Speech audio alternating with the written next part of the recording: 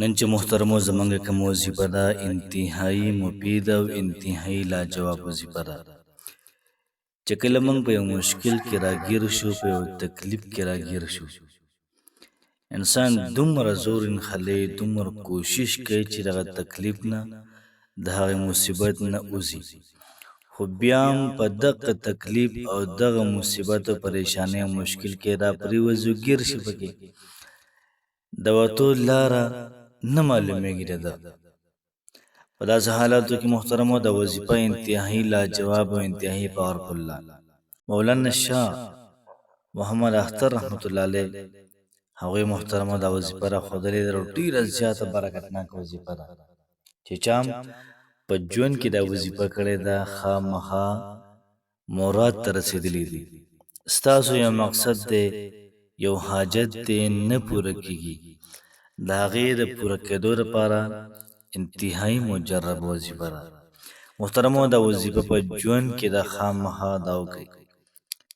ځکه چې دومره لاجواب او دومره پاورفول او داسې ناشنا عالم ښودلې ده چې ټول ژوند یې د درویشانو په شان تېر کړی دنیا کتابونه لیکلي په خلکو کې مفت دا به تقسیمول نو نن چې محترمو زمونږ کوم وظیفه ده د انتهایی مجربه انتهایی پاورفل ده چې کوم کسان دا وظیفه کول غواړي د اجازت لپاره په کمنټ کې صلی الله علیه و آله وسلم د یو پیر خامخا ولیکئ او د زړه نه دا وظیفه د ورځې 7 پیرې صرف کوئ 7 پیرې د الله پاک نومونه دي صرف 7 پیرې تاسو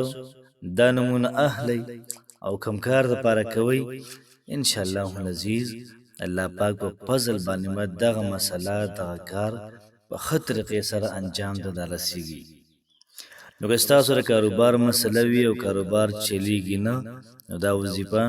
هم نن شروع کړئ دغه رنګې د رشتې څه مسله ده او رشته نه کیږي یا پکې رکاوټونه راپېښېږي نو هم دا وظیفه نن شروع کړئ انشاءالله الله پاک به ستاسو هر قسم مشکل ختم کړي دغه رنګې په زړه ستاسو ارمان دی خواهش دی او دغه ارمان او خواهش نه پوره کېږي نو راځه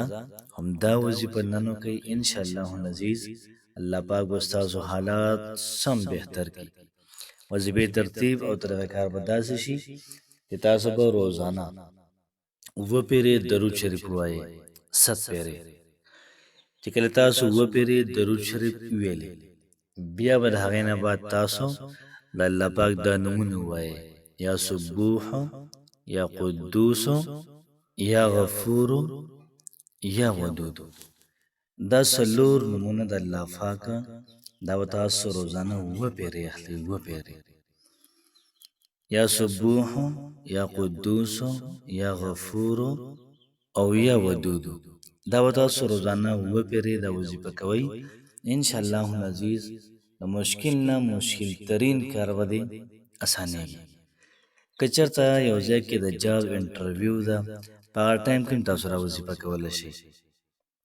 دغه رنګې په تا باندې एकदम څه حادثه راله هغه ټایم کې هم ته راکولی شي تر پته لګي